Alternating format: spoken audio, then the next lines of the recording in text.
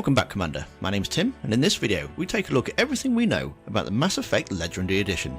If this is your first time here, I make videos on Mass Effect, so if you're a fan of the series, come join the crew by hitting that subscribe button. You can also join the conversation on our Discord. Invite is in the description.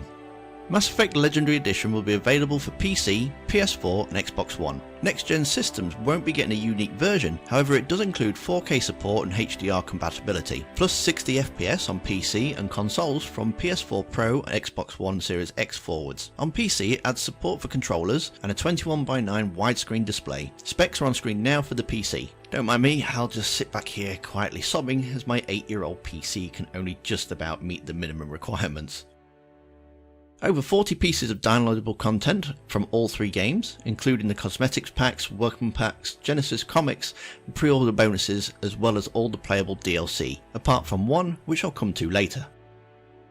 Here's the big one. This is the meat and bones on the Legendary Edition, as it will contain better textures, character models, effects and shaders, and lots of lens flare. Although all three games have now one universal HUD and one single launcher for you to decide which game you want to play, it's Mass Effect 1 that's seen the biggest improvements. Combat will stay consistent between each game, aim assist added to keep you locked onto enemies, while a snap will flick your focus between a target when aiming. Each Mass Effect 1 gun has been balanced and will give an individual feel similar to those found in later games. The Mako has been given a speed boost and updated physics, similar to Andromeda, while the game's hidden loading screens in the lifts have been cut down in length, and they are now skippable. Don't worry, you won't miss out on that great lift banter, it's all just been sped up, and while the whole lift experience now takes around 15 seconds instead of 5 minutes. Well, okay, it was only about a minute, but it sure did feel long.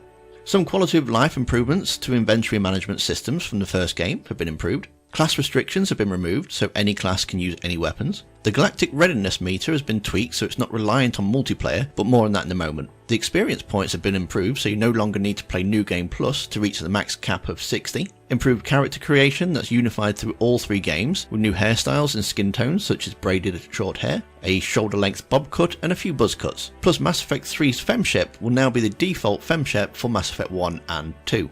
And a reposition of old camera angles. Yes, that's right, they're just making some scenes a little bit more contextualized. So this scene is a little less about Miranda's butt and more about her sister who's in trouble. What do you know about your sister? She's my genetic twin. We're identical, but she deserves a normal life and she's going to get it no matter what. Cut content. While this mostly boils down to romances, the likes of Jack and Jacob were at one point considered to be a same-sex romance, this never actually made it into the final game. The team had no intention of adding that in, as it would be changing the story of the original, and they've stated this is a remaster, not a remake. Same goes for Kaidan. Although the romance lines for the male love interest were recorded for Mass Effect 1, as found in the game files by modders, you can't actually romance Kaidan until Mass Effect 3, if he survives that is.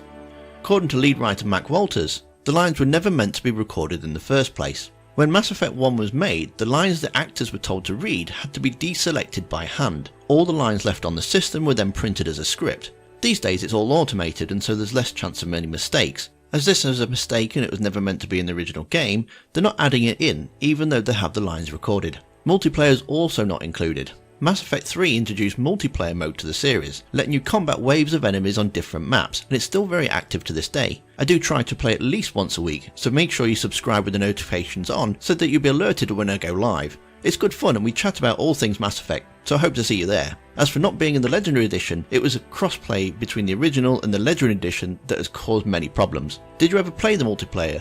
Or are you sad it's not coming back? Let me know down in the comments. That's right, the ending's not being updated or reworked to tie into the next Mass Effect game. It has however been changed so that the extended cut is now the default ending to the series. The one piece of downloadable content that is not included is Pinnacle Station, and this is due to the file being corrupted and it'll take the team 6 months to rebuild it. If you'd like to know more about this DLC, I made a video all about Pinnacle Station, which is linked on screen now. Big shout out to Nerdy Dude on Patreon, and don't forget to check all my links in the description.